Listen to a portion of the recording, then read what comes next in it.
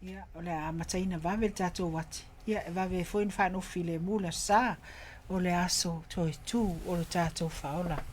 Ia, malo, tai whawhelo e tuwhut whawhonga mai le tātou tunu, i la tō le whatoa ki mea la tō le teo, ia, mai se foi ia tātou, whisau tainga foi lunga tātou penga te whailangi, so se tawha le kalope lo tō sila mai mō whawhonga mai ia fiafi foi o sa le tātou porkalami. Ia, lo so longa lei e maua, ma tau au ina, no a mata na mau atu ia le matangi ma mai fo iwinga o tau peo na iai ia a fua ia ili mai le asfraile le mafau o timunga ia a me se fo ia le mano losi o sabini ma matangi o le a fo i le o tam ia a fiel tato tunu sa fa le anu tele ia le tato pe e fo linga me o lo i nei fai tionga fo i le mai nisi o tangata lu tele me se ale ma mafoti mo il tau le las Friday. Ma fai titili. Ia ma le savili. Ma matangi malolosi. E nena faina ai le tu i matu. Ia mai se le o ai ma no fuanga tu lata le sami. O tele foi a wala o falanga ina. E o solo a wala e mai se o la au fa pela au tele. Pa uilunga le ala ma whaina ai wheo e inga. A mese o vaia. I tu pā le atunu mawalalo. Ia o whapena foi o na tu iei lolo vaia. Ia matulanga whapena. I neila au kilani. Olo o whapeo le tala whatau o le tau. Ne neva aso ato o amatalia. O le apa to ulu peti mua. O le ai foi le tau le partly cloudy. O le a whapeo na pua oa pēr tele o aso le aso tai au. O le asolua, o le asolulu, aso tofi, o le aso falaile, ia le aso tonai, o le aso sa. O vaenga umana o lo iei le tala, va ai mamau, a le tau, ine au kilani, ia o lo whapena ona. Fautua ina malosi, ia tangtanga ipea i tu maolano, e ono lepa ai le vai, ia pe whapeo na whaina i foi, ia le flow o le vai ia ma whapena ia awane i poloka ia wa tupu mai foi le whaputuputu ai o la pisi tupu mai ai whamai whaputuputu ai manamu o pepesi mai foi whamai o le neva i tau o le fulu ia matulanga whapena o lo iai o le vaenga i le atunu atoa e tutusa pau o lo whapeo na o se vai tau susu se tulo it's a wet weather in season now o lo whapeo na tau mai a perila ia ma le timunga ia ma matangi ia o le vai tau lava o le soifuanga le atu larolangi ia ai mai se ia o le tapai mai foi o le malulu o tātou le autumn malo whaftai o vainga na le ua holinga mai o lo seanga le tu isi sifo ia le tawiringa le matangi o tam ia malofia toi mai isi vang ia whaftai ele o ngonga tele o na fianga euia ile fo ile pa u pa e nei ta vale fo na fia ile fa i na va yaso pa la se au ia lao ia ai no tangata fo ia le na fa ia so i fo i vai tafe pe Hamilton le il vai kato le na tangata na pa la se pempa uanga ile vai ia o le fai te tenga na ma lapta ingal tato tunu wo i pe on tu ina fo il polas tofi ma le polas ma le vaveolas freely ia mai se lava le tu tai pe ina ia mata ia le tato tunu o a pe fo i ona fea fia ia i lunga ala tele bambe mai se la me vai fo i pe ona sa no ia lo fia i lolo vaia vai nga na au ne tu mo fia haru lo ta vai nga vai te le o mautino pe o ye se pu tele tonu na pe se vai mo tu lo i fa fo mai al tanto tunu ma tu umina timunga yo vai fo ia na vai ngole tu sa pena masani ia a fa walu vai aso o vaia ia wa fa ina foile e sa ngale mo e foi me fa ta va al vai eu no tu pode falar la ve mai lapta yelta tu no pe ona fa fo mai lo tu mau pe eu yo le o lifi e po avc ia fa malu si foi o vai pe o fai tili ma meu timu ma fai ia lo tu mau pe lapta inga ia mata lia le tatu no balang o le to u va ia timunga ia ma vai ngalo a fiel tato tu lo tele pa til atu tato talo tau Le whapea mai wa iwa super sene ua mai ai ona whausi ona toi connecti a power e na motu. E te ola iti a o lo whapea ona mana o mia pea le moli I atu I vai mea e tono Northland. Ia matulanga na o lo whaingtao na o atu e ona awala. Ai whaaftai o lea ua. O iwa super sene o mai a on tāpina ina. Ia mantua la o tai au lea song fua lea so malolo. Au lo whaawau pea. Ia ngā luenga ai la tau o lo whapea o na la veai. Ngā luenga la veai ne vai tau. O lo le lei pēr tūlanga le vai tau mafa. Ia ai whaafonga pea matanga I pea. I tia ua sau le vai upalpala mai. Ia matūlanga whapea na. Au teimi nei leo ia se whaapolenga. Ia peo na ia me se no fuanga tūlata. I vai ma tai sami matūlanga whapea na. La so lulu le whapea e susuru mai le la.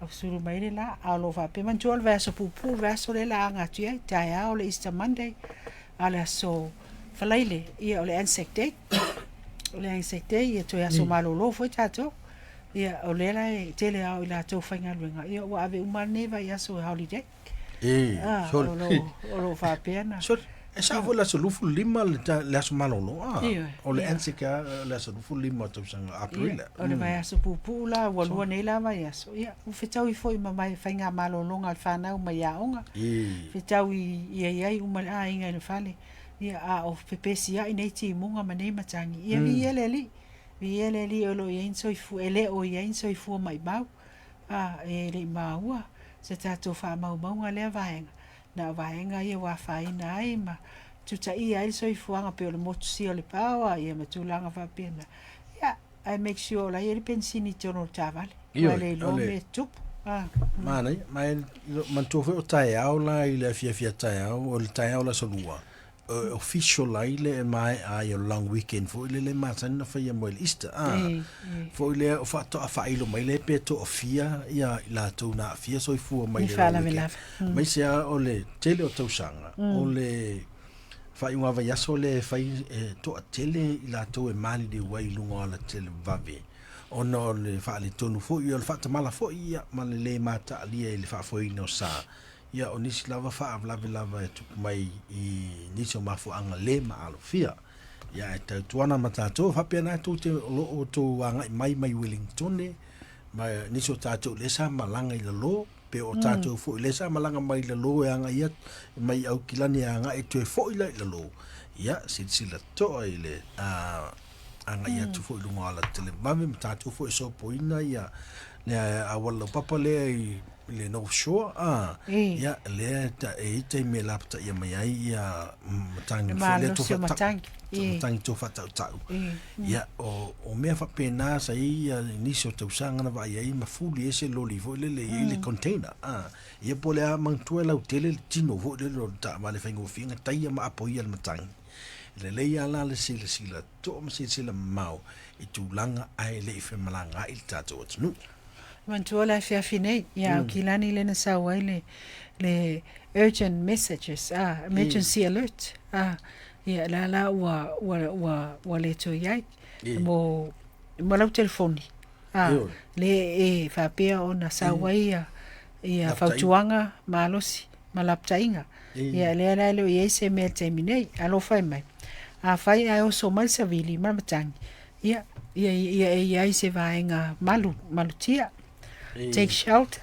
avoid le anga I lalo la au I te upa umai se la au ia oe ia mai se fo ia a fai o le sami ia alue se lo ma le sami sau lo I Utah mana ia o tulanga ia lau vionga walanga le foto ato e tauro ma fau I vaenga ia o le thunderstorms po meo fai tili ma meo pe vola le emole wila le o se mea ta alu el tele o tato le mama o foi nei vai fa tu ai ni sio fala la me makia eu no me fai le wila na mur vale le lungo langi pe fa pe em fai ona mo ai a fia ile ia el ngata foi le o I me o tupu e mo male wila mur la o I foi te malo sianga fa el tise fa natura ia ma winga ma sani fa el tise fo le mo mai ia o mea fofanga ele mwhai o na tātou whaamtalaina. Ia le malosi nā fo ile lo mea whai ele tātou tua.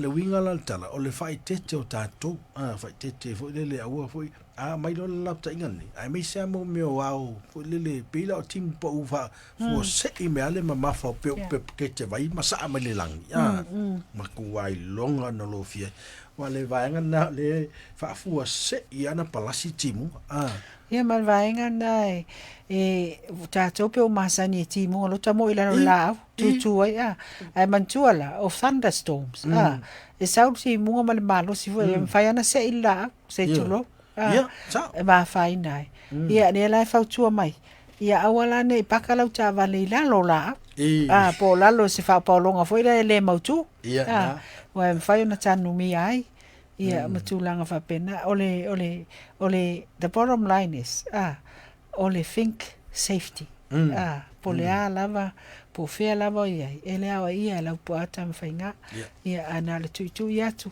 ia mamodi atu fe au ia lo lapta ia mai e office saunga le mu ina ia tatu saunga le mu uma lava ia for time foi le awal malo vale time fa be se tulo de chala male ne fiafi ia au le chala na tatu tau e au ina le lake fa solo na le wing ol tau fa ftai le lo fo le tua o le tala le na au mai e matua matangia New Zealand ia avi ele ia ayo sa ole ona maliu ma toi tu man malo tatu faul le wa na mo mali atu tatu taro sia le mala mata ya ina ia mo atu pongsa mo atu ai manei mala fa natura ia pui el to soifu po fe lava ia ia ma wa saunga le mo mai le li tala ia le wo mai tata le pe foi on tapisa le lalo langi ia ile amatanga o le masina nei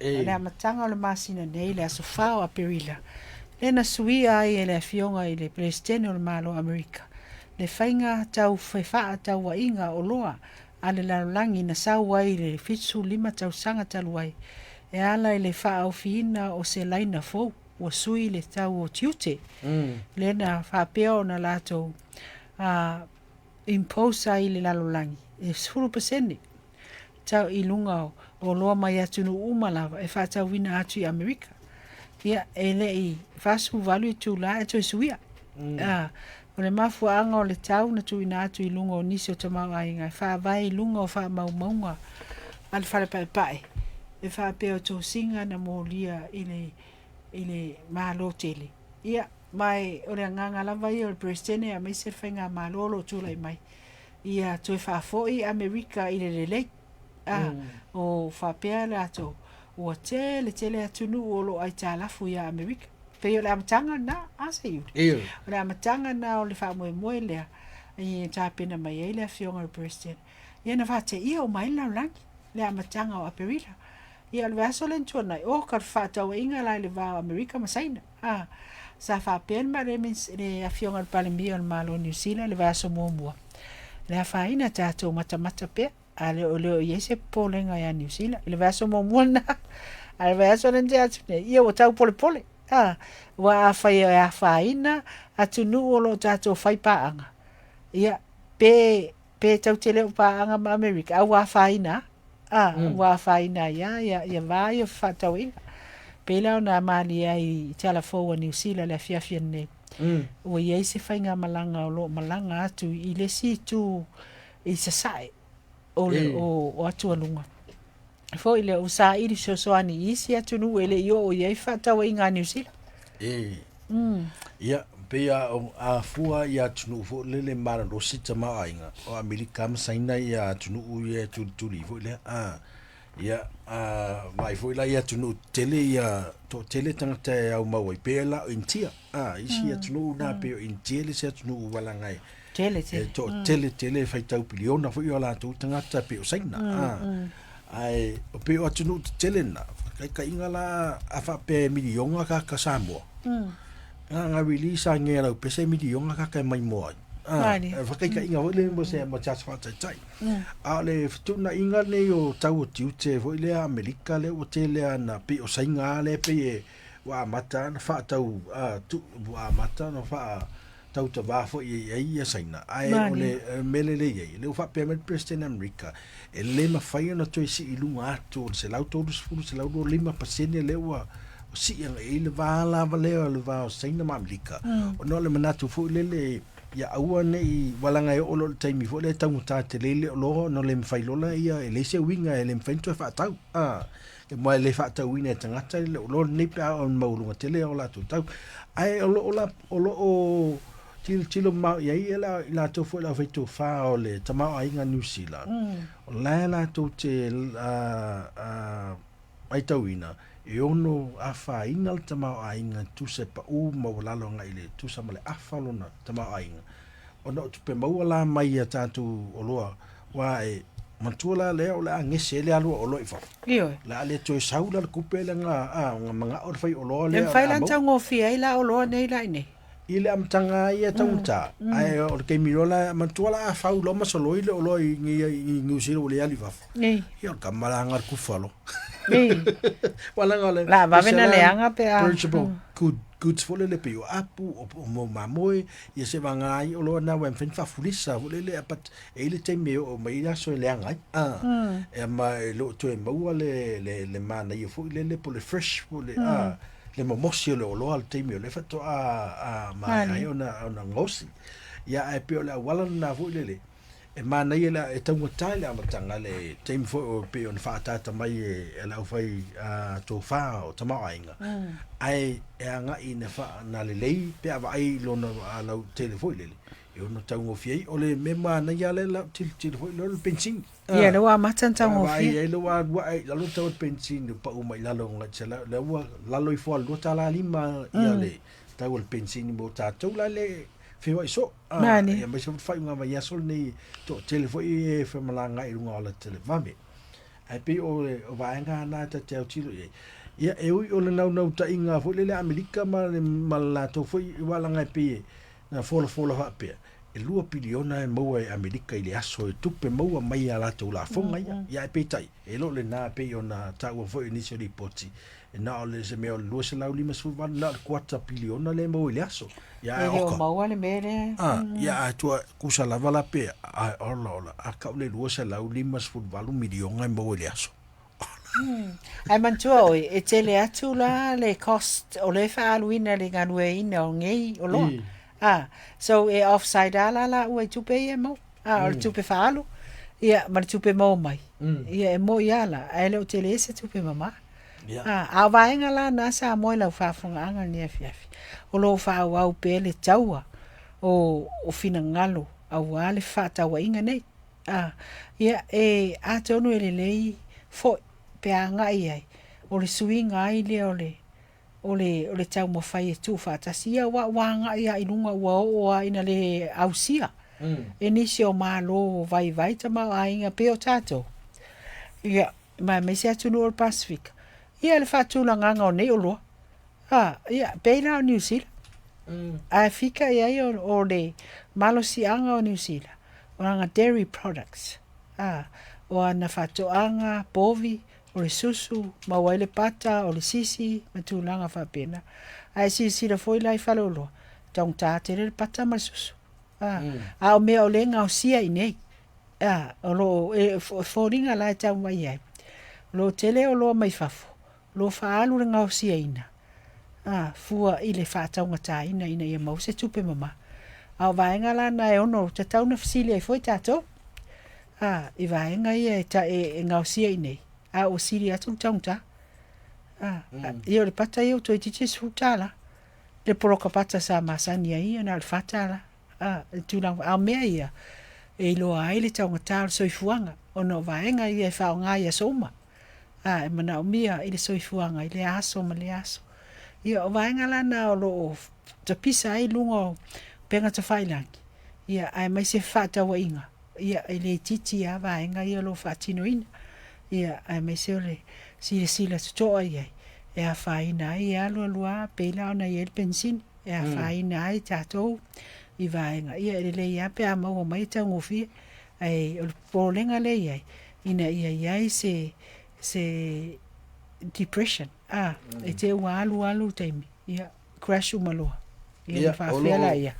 O le vai mamau na le vai ia le au whaitu whafo i o tamau ainga. E ono to yo fo i taimi le nanga le fo i la a mataina ngese le whainga ngā luenga whaitai tainga la o loa la i wha ngā mole fausia i no mo tamalawa. Mantua o le infrastructure e wha moe mo mio loa nei. Ia a wha pēla la a taunga tā tele le o mai o loa nei mai saina. Mo se wha taitainga. Whainga tā fo i no winga whainga tā fo i na fausia mo tamalau. Le i whainga luenga la o whainga luenga. Le i waiding mea la le tau dia fo i whale ainga walanga a whainga luenga tangata. O wha tau whale ainga. Taunga tā fo mai, taunga tā e si bea e a whainga umai a wainga ia. Wainga la na lo o balo ia le upu na mo le wang ko balo ia la fai tofa e ono fa le tonu e ono fa le tonu ba pa ul te mai e le se me fa pole nai man to man wi ta to tali tonu ke si anu ma se fa mo le tu la via ka ko ai ta to fai me uma ma le fai tete a fa pe e la ngona le a no ye ya so fa le tonu ya so nge ai fai mai pe o lo i fo le fa putu ya a matalon se wat so ya se pingsi a me se ole va ia dai la au funa fento toi tu afale yo e pe o la ta inga na ta to vu ya ona ya faina lo ainga ia e feta wa inga ia fai ia ta fai foi le ia pule ala va ta to a inga mena o so fuanga fai pe ia ona fa mo tele ia i le malo si mai fafu ia e fenta ia tato tau fai uma vai ngalon luana vai ngalon tolu fai o ta fata fam talanga ne fiafio tato wat ole misela dengue fever sorry ole ia e tau la lata ia uso ia ale mele wai u fa te ia fo ile filosofi ile le o mai ia wa samo la wa tau tino aile olo iaile le fa mai la ina ia no fosila fia ia tato a mesi e fa ina foi tato ile feo ia tu mal foi mai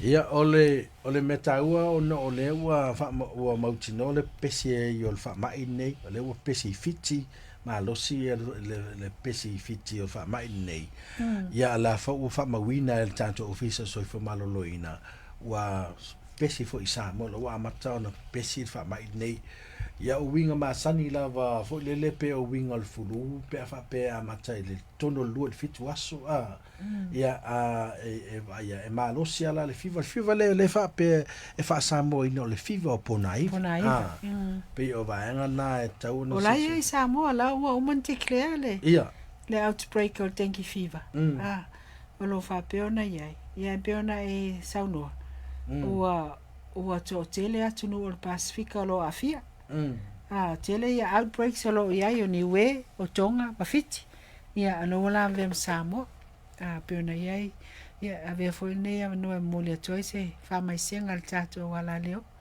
tato pukala me stasio ainga fa peona ma wa ilungo o penga to failangi ia stasio atali ia wa ambia le tua mafu mai ile tenki fiva sa fa pe ona malanga mai fa fose mai Samoa sa ili soani e peitai ia u faila vas fina ngalo tato tu ia odia ia moli atu fa mai senga tato proclame ia ile ainga fa va mo moli atu e fo ima tato fa manatu se tanga ia wa New Zealand ia e fa le tele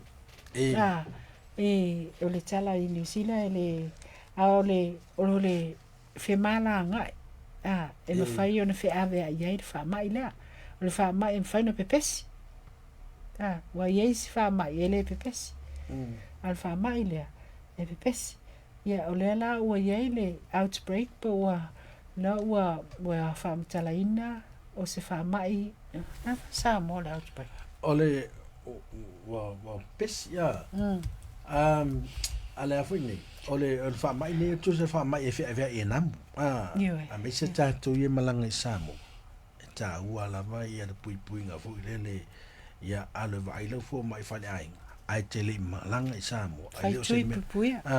Ai te li malanga i Samoa. Ia ma e wha, ai pe o winga masani na po o aunga. E la vea ai, te ia o maalosi o oso wa i maua lo fiva fodele. Ma le ti ngā upo na iwi, ia ti ngā le ulu, ia ma ti ngā tua o ufofonga. Mo tua o ufofonga. Tonu ho le lo mata. Ia me se maso maltina o ponga iwi. Ia ma le paka ho le o tino o vaenga langa common symptoms. Ia ma le nausea po le ni whangiwa ho le. Whaatasi ai tulo o le me o le whaasuati. Ia ma le whalongo ho le ua e wha iwa. O tā ua ia o vaenga na e tauna sila ia o tātu. Ia e leila walu e vai ia le fo mai ai te li malanga i Samoa. Ia malanga fo i Samoa e langona ia aunga nei. Ia e te li tu ua se i a pesi o kai au. Alo vai le fo mai i leanga o vaenga nei.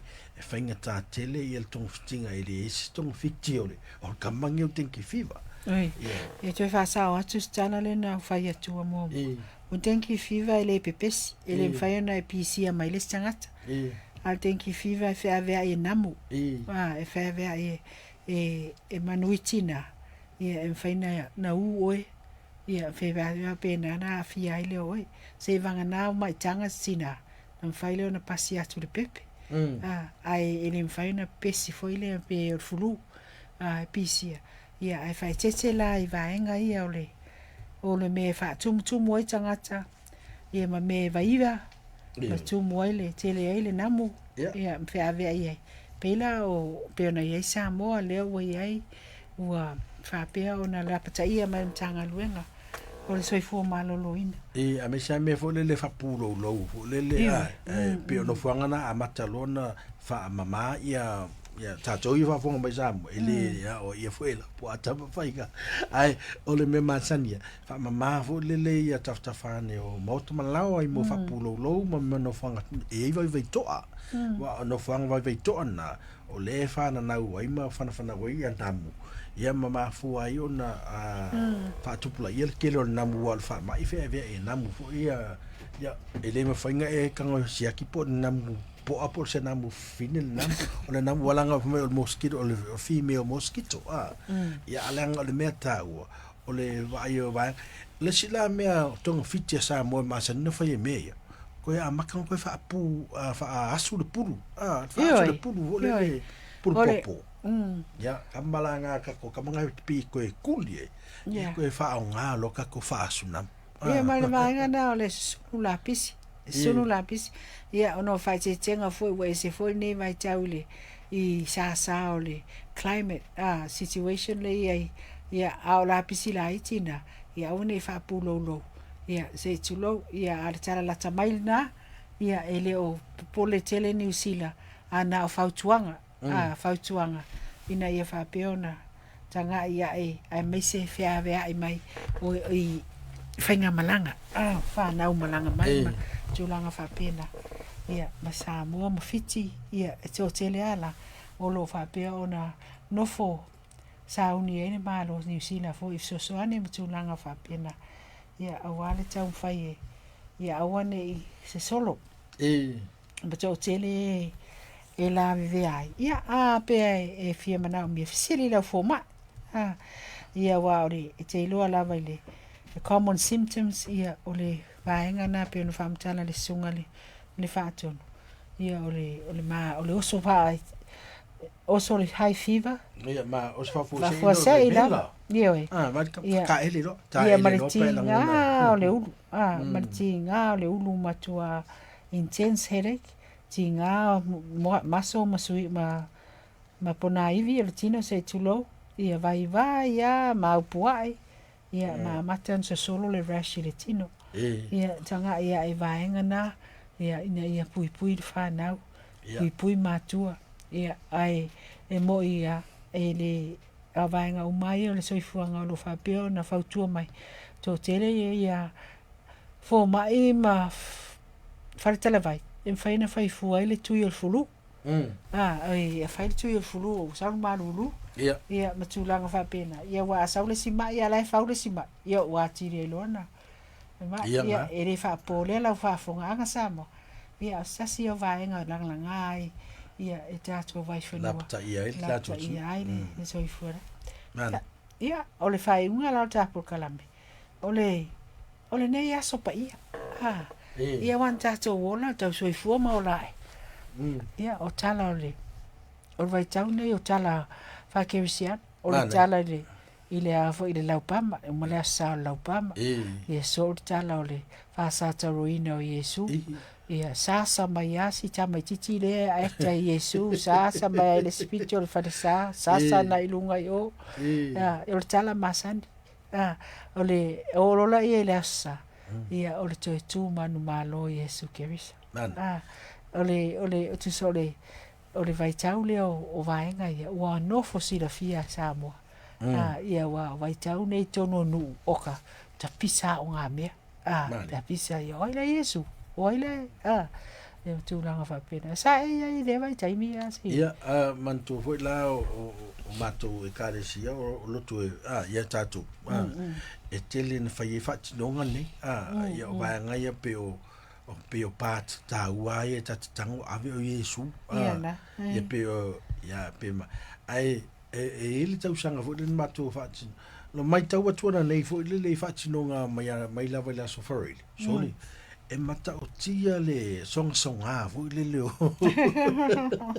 o tala vo e kalesia il fati no nga le o va ia tu se o il fati no nga o pe ia se atati fanga le mele o ia o matua mata tia le mele o ia le songa na yo tatu tangata o ai fati no o vai kwa o fa sa tauro me Yesu e la le se va po se meu Afrika mata tu ana lela o fa sanga o fa sa o tu la lunga fo le mo sisi lunga tu lo ia le satau oi ai wala kwa sa tu le tu le ai pa u nga tu fo le ya o pe winga mali ai o tu atu o sa vali le o le fa ta waina e nei matanga uma le larolan ia le mafua anga le on tatu fai longa ina le maliu le o tatu ni ia a pe wala an leila al taya fai mo sunrise services o tu sa ninga tu ia o isna e kale siele le sa fatino ina na foi sa ninga ia ma fo le tatu le na i tal yo se foi mea o son asasa i foi me Yesu ia fa mai rola ia le sia linga mai va ele Yesu mo i ele Yesu mo i va mo ia asa ta voila nei no ele o lo access Yesu e taulana o sai pepe o Yesu e mo i winga a fa pele tau ave ina ia le po la pa le la tau ave ina i tono tala le ina e lola ia winga masani o tangata taulanga e a miwa i ma e ono sai nanga vai o le la sasa o e balanga o i taimi mtua nga ia fa tino fo ia ai si au talbo mai kalisia ia e pe ole anomon o na fo ila ngona i tangata e mai mo atu malato la ngona ina ilti nga wa o fa lava ia na va ai le le tino tanto e batua o ngonga ele ma fai fo le e tato pe a tilo inicio fa tino le matua mata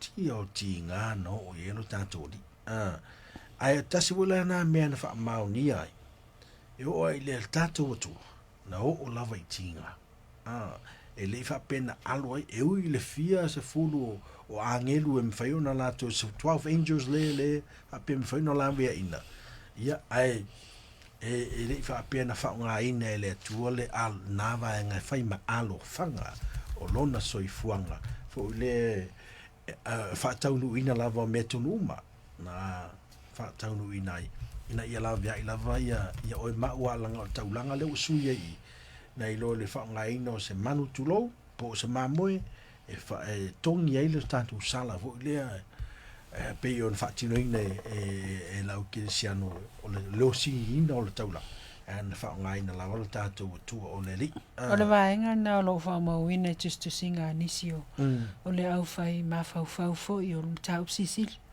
le matau tia o le tinga na fa na o ia le tatu faula ia wa e fuone ia le na vai tau o fita le na sasa ina ia a man tu foi la le vai tau na pe sasa ina ia awane i tu fai esesi ia matulanga va pena o ka talo fai ia a me talo fai pe a ma fo la winga fo le a fa per fit le winga le tulu le winga pi malo vale fo le tanga tailas pe ka va ai o ta va ai fo itala ko tanga le anga o le a me se roma pe so tanga le anga tanga ye fa fa tinonga ni ia ka mo le mai ko ka tu ingala ngona nga e o ye ai ta lo fai i tatu ni fo le nei pu nga ele fa pe lava ona pe na fai inai ia lana ono sai sai lava i ona tinga se yo o he na wa tanoa mai fa pe mai ua taunu fa taunu ina ma me ma i fo ile o fa taunu i me mo le tatu da o ki sia so ia le tio tatu ono sai e fo i me lu tau ina yo tatu so i fo sila fo Paulo le vaenga o lo fa mawina i sa ti fanga matango fia fo ina pain of the cross ma matulanga va pena ia wa o fi wala su ele o le tonu mai o fi wa sai o se me tonu ana tupu fikala ia i le fatino ina sa mo tala ia nei vai tau o tele le wala fa teknolosi o mo mori mai ma fatino ina ai ma fa ile tara le sa mo ina vai tau ile io atu le influence ale technology le fam tara ina e fai fi au ma le au fai au nga sa fe ma fu mai na le fam tala mai al tu spaia fa matala mai al tu spaia ai si la vola na vai tau o fu tala loa o fu fita o tulang ai pawale le mena mo mai ai le ata o le tu spaia le la o sa nei ata o le technology matulanga fa bena wa mau oi manatu wa mau oi ia wala ses ai na ma fa faula ia le ata mai o tato fai fi au se tuloma mai na to na fa matalaina e ala ile fa tino ina o tala ia o tala nei matulanga fa bena pe fu foi la sa moele ni asini pe ma fa faula sa laupa il to cielo la asini le fa sai tai voi tala fa sa matulanga fa bena but it became a reality o so fuang o Samoa le momoli atu tu spaia fa matala o tato fai fiau fa le tua mai lato uma o afionga tia kono o patele o fa ngaluenga i so se fato fai taulanga i fia sa fa matala la vero lato i loa e maua mai le fai tauina o tu spaia se vai le mo lungo la ta mai ma malama o le di ele faina tala ina fa so mai ni si fo il lato sila fo ile vai nga taua ina ia mau le taimi i vai tau talaso ia vai nga o se vai nga wa vea ma tala fa so lo picture tato o tunu o le tala le o le tala o le Samoa o le Samoa o le kepsia po fea la vale le tovine ia au tala i e fa vai e tala le sa o le fea ale ile asone ia po fea tato ia o valselau o lima toltasi pe fia fa so mai ia e se tala ole tinga ia manu malo tato faula ile sa tauro pe na ia tato famna tuina ia nei vai tau ia le tala tato laina wala umata tato tunu ia pe te fia fa so mai ia winga fo ile nei vai tau so ifuanga le aso maliu i hata se fo mo le aso le tu man malo mai le tato li se fulu ru minuto ona tala le tu la se fulu ia le tala tato laina o valselau o lima tolu tasi. Ataro fatu le vala mai lunga laina. Ia fai fua manuia lua sa se lua. Manuia tele le seta tina. Ia manuia fai le seta ia le wa ofisa malu. Sa e supe sa malia. I tala i ole seta. Ia ia le pesil fa manmore. I te pero tu puai pesa e supe sa malia. I fa tino ino tala foi. Oi, uianga le faiangi ni talon matolo tu le lot popi. Okay. Taimi na alo fai nei Okay. Yeah, okay. Yeah, fa so mai tina, fa tai vala mai. Ia fa taya oleo te vala awa tu ole fa tu aki atu le tio au te lo man malama le miale. O Elaine. Pa alese. Oi vol swafatina? Ole fa tu aki atu la le tio au te lo man malama po le ale. Oi. Le ta pule fa mole. E te whaasoa mai e winga i le eseta, ia o le a fo i sau langona tu sai fo i ma le nei fo i whai unga vai aso pa ia whenga i ma le tātou atanu. Okay. Ia ole o te vile atu i nei lalo nei Christchurch. Okay. Malo, soi fo manuia tina. Ia, soi fo manuia o mai moana le lunga te telefoni. Nalo, mai Tai moana. mai moana.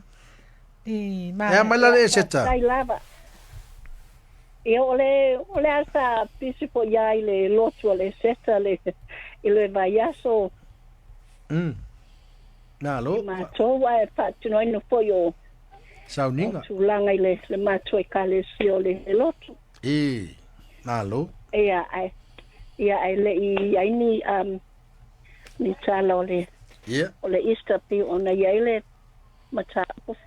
Ia, whawhetai le o maua i me silfo na manuia le eseta ia te olitina. Ia mai silfo, o amal tātou atunu i nai, o amai klas tete. O lea fo iawo pai foi bo bave fo iawo pai nis fo isina se malulu mai o tau le fiati ia. Malo le on sai mai moana. Ia manuia tele ne fiafi ma whasausaunga. Ia, whaftai lava fo. Whaftai vala mai. Mai, ia, manuia le eseta ia ma leanga tfo il vai asa pope avi atu i ngā luenga matiute. Whaftai. Ia, alofa mo oe, whaasoifua. Soifua, ia. Whaftai lava, ia alofa atfo, ia. Soifua. Mana ia, vaenga lea no walau meltina.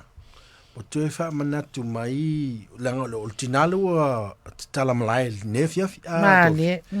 Tue wha manatu mai, fo lele le tā ua fo ia ole. Ole matafa yoi po ole vaenga, o loo iei tonu tina e le tala nei fo lele pe a fua iai. O tina lava o le urua i missionari, ma ria le makatala. O ia lava le urua i missionari, wa o ia le na alu tau le au soo. I ua toi soifua Yesu. Na wa lu atu le na wa usu tai au le ile tu nga mau le ri e lu atu le o yai o ia na o la e fo ia ma ia sa sa fufia ia le na ta e la ngelu e talu lo longo atu le so na so pala ai yo a fuala ia ile le to male to fo ia o le nei temo la confuse le ko o Marian Makatala. Ale la lo moli tala le o ia la le uruai o tina o le matafa yo la le mal pitola o tina o uruai missionary pe on pese fo ia sulveta il taio sing male ia ele fisiling ia le vaenga ia o le onga se tonu le tala ato ia tia ole to finga o tina talo fai ia el tina o Yesu ile moli mauina o le mea le sawaina o la na tama pele. Mane. Okay. Ia ale na picho ai luma. Ia. Sa tau muli ai. Ia e sa le moe. Sa support va vea o lo vai.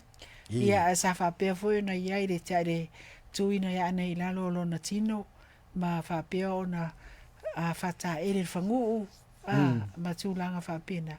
Ia o lo fa pe ona fa manatu mai ai le sa ta o tina. lo fai e tono society tono ainga ia ma lava va lua matama ia wa ono anga nu wa isia tunu le fai nai fu tatou ia o tama matina ia o le vainga lau tele na le ainga ia matulanga fa pena fa manatu mai ai ia i le sao taua i le nea fiafi pe na sao no ia wa afu nei ia o le vai tau o fatunga pese fo ile o le fa manatuina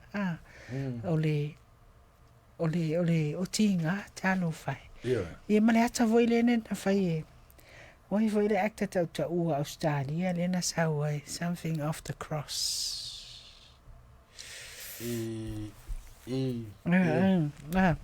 then Passion of the Christ. Passion of the Christ. Passion of the Christ. Ele le fam talaina. E la tau o la tustala. Ia mai la tau le vainga le o le tala le Yesu Keriso. Because a fua ia le sawaina le vai tau le malo Roma. Mai tau o le oranga fa fita. Tu langa fa pena. Le la na encapsulate il vainga atole. Wa o le tau na vo le o le mtafa yo ya tina. Ya le ala vala e au ala le ina i lau tina. Wala no le ngato la tau le o feo ye kama. Feo ye la uso o le o pe afu ye o pau ne o tina o le sambo mo o le tunga mau. Ya ai la tau ma. Le na o to. Le na o to o ile fanua. Ia le na mai o tau la so. Ala e po fela e mari li le so. O la fia wa afu nei.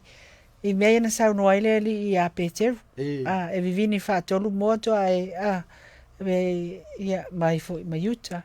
Ia matulanga fa pena. Ia ai fukara le olanga fa ipe. Ia lo tupua. Lo tupua nei vai tau tulanga fa.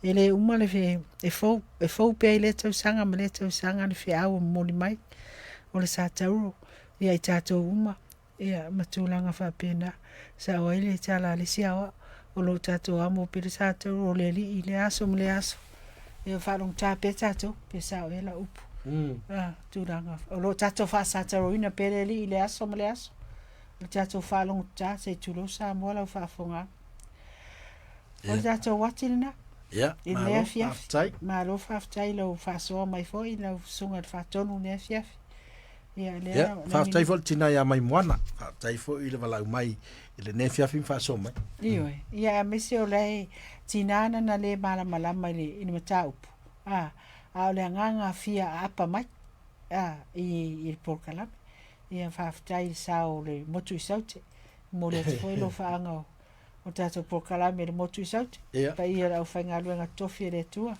au malo lona e fesi au sa faitala sa faitala ia e la sa uni papa ki au tal volta ia wa pio fainga nai fie lo se au roto fesi papa ki utai oi o le sila me wa misi a taula o vio o le aso tofi lentene sa fai e ka le se sa fai la to paseka okay o me nga le finga rengai Failan sa taula sa fam tala mai pasek. Sorry. Ya se umana saude so ai ole ma faino bueno. Tem no tiute le nafia. Lango que le va ai me kot pasek. Va pe fialua pa wala me ngofia. O fialo vai po ese la ko Yesu. Ole ala le me fai. Ala me na mo wa. Ole me nga mo wa ko la ko ma moela sa. Va pe o misi dale. O misi nga ma nga nga to ala ne asi fai fi autulo. Ia matal no la ye nata ya o te na le lu va va o ta apena o la to sa ye le pasek o le mong ala sa bo to ia ta mo ftanga pasek o ye mera le ka pasek ia le mana ia la na o wana mo ni mau pasek o le sila te ia mai mo pasek ka se ta to mo ni mau ia o ta to wati na sa ma ia fes ka pasek ka sa ngale ia ta puleola ene fa fonga nga sa mo ne tula ia lo fangele tua fanga malolongo ne fiafi umana foi to filau le upai mai sa o sunga fa fenga fa wa watu tau tuina o sa mo mai sunga fa ton ia nea fiafia soifua mai e manuia soifua ia